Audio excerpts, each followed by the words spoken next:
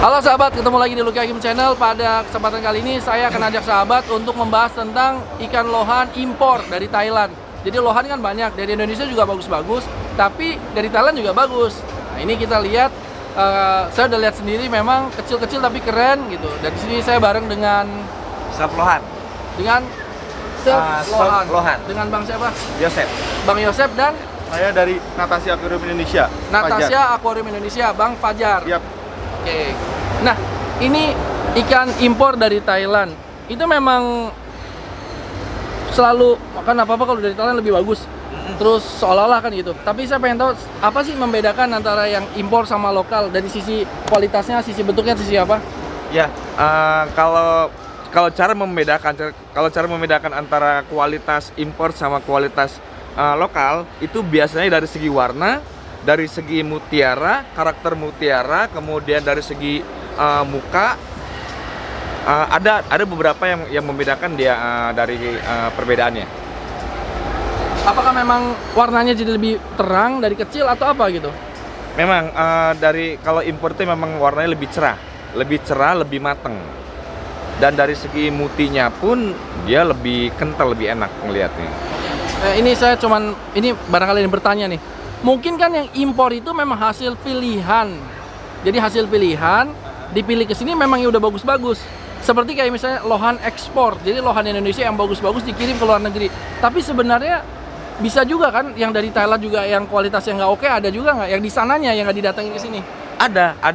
Dan itu pun juga tergantung kita negosiasi sama orang Thailandnya. Kita mau yang harga berapa? Kalau kita mau yang harga murah, ini loh ikannya. Kalau kita mau harga yang paling mahal dan paling bagus, ini loh ikannya. Jadi semua disesuaikan dengan kualitasnya masing-masing. Jadi udah ada sortiran-sortiran. Udah ada sortiran masing-masing gitu. Tapi otomatis yang masuk Indonesia, ya tentu kita meminta yang kualitasnya bagus-bagus kan? Ya, itu pasti. Ikan impor Thailand tuh memang Ya. lahirnya di sana, netes di sana, dibawa ke sini, atau memang ada juga yang memang ini bapak ibunya impor Thailand, sekarang udah beranak pinak di Indonesia. Iya. Kalau saya pribadi dan bersama dengan Om Natasha ini emang langsung dari Thailand ke sini. Walaupun kita beli anakan pun kita dari Thailand. Nah, jadi bukannya indukan dari Thailand kemudian kita breed di Indonesia, bukan, tapi memang kita langsung dari sana. Kalau dari sisi harga, apakah itu nggak jadi malahan jadi mahal sekali karena proses impor ekspornya itu, atau memang ini contohnya ya, ada kucing impor dari Ukraina, saya impor kucing dari Ukraina, begitu lahir di sini anaknya, walaupun bapak ibunya impor, entah kenapa jadi beda gitu. Apakah ini terjadi juga sama lohan ini atau bukan? Ya. Itu pasti ya, itu pasti akan terjadi seperti kucing juga. Lohan juga begitu. Jadi indukan import aja di breed di Indonesia itu belum tentu sama dengan yang di breed di sana.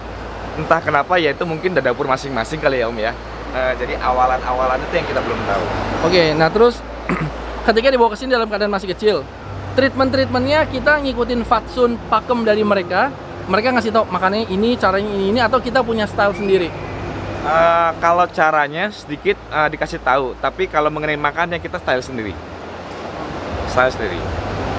Setelah diimpor ke sini kecil terus jadi besar, pernah nggak dibandingin lagi? Oh ternyata yang dibesarkan di orang Indonesia sama yang di sana dibesarin kok kualitasnya malah jadi keren yang Indonesia, atau malah tetap ngedrop?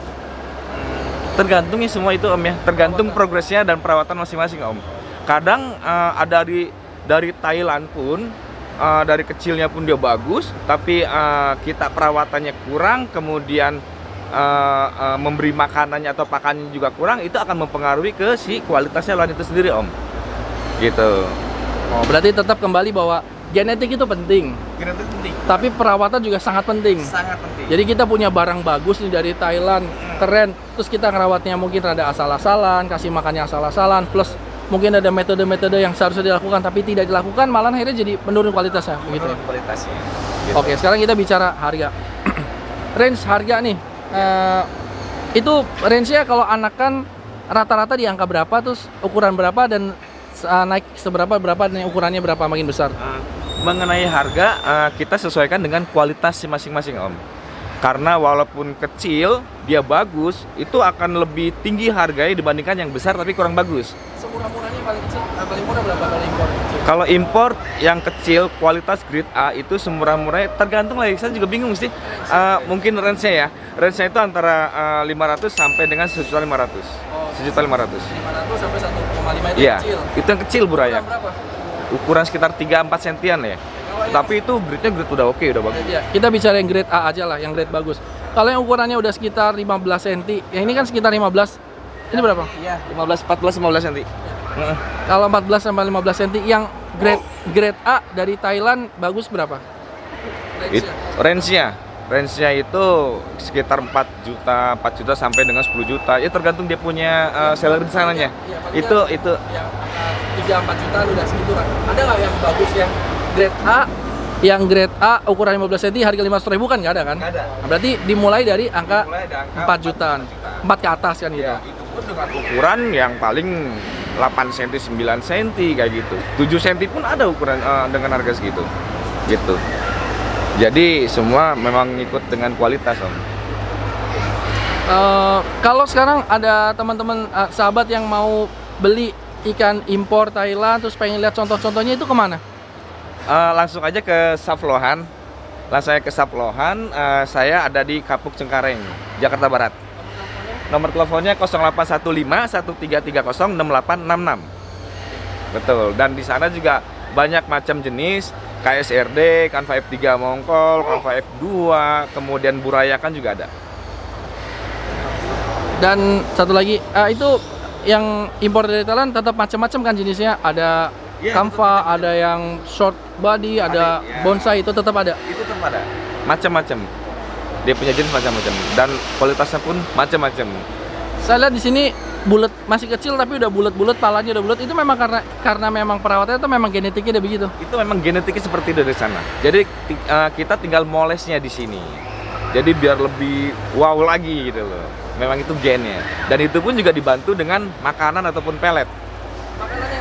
Makanan yang disarankan apa? Apakah makanan yang hidup atau malahan ngawur dikasih ikan atau cacing beku atau makanan pelet? Sebenarnya gini, kalau makanan yang hidup itu intinya dia untuk menebalkan dia punya body badan.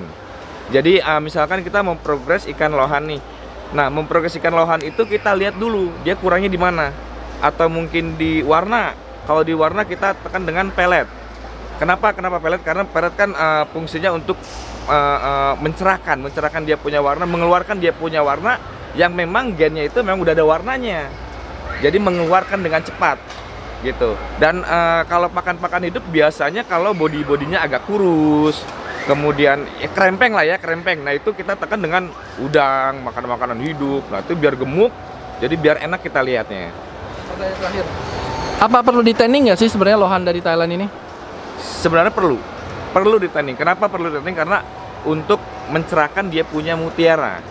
Jadi logikanya tanning itu kan pengganti matahari. Jadi biar lebih shining lagi. Yang seharusnya dia mutiara yang masih mendem, karena kita shining dipaksa keluar, jadi untuk enak dilihatnya, lebih shining. Kenapa sih kalau lohan kok warnanya warna-warni, backgroundnya kenapa nggak warna hitam? Jadi sebenarnya gini, kalau lohan itu dia sukanya dengan yang warna cerah-cerah, Om. Dia nggak suka dengan warna-warna hitam. Karena kalau dikasih dengan background hitam, dia akan berubah hitam gitu. Itu berubahnya dalam proses hitungan hari atau mungkin dalam hitungan beberapa minggu? Dalam hitungan beberapa menit. Menit. Ini ada yang warna hitam, ambil resiko dong ini. Kenapa? Ada backgroundnya hitam? Dan itu pun kan ada, tadinya kan nggak begitu hitam, itu agak-agak hitam. Tipis, tapi masih tipis. Oh iya. Dalam hitungan jam dia udah mulai keluar warna-warna, ikut menyesuaikan jadi gelap gitu. Iya. Coba kalau 2 hari, 3 hari hitam. Kalau putih sekalian polos bermasalah nggak, atau biru polos gitu? Boleh, Saya nggak apa-apa. warna-warni gitu. Nggak apa-apa, boleh. Malah dia lebih suka dengan warna terang, dia lebih suka. Gitu. Karena itu juga, Bom, ikan hias itu kan apa ya? Dia sifatnya mengikuti warna lingkungan sekitar. Ketika dia dibikin cerah, warna dia kan cerah juga. Gitu. Iya, warna-warni juga. Terus karena ikan lohan itu kan ikan teritorial.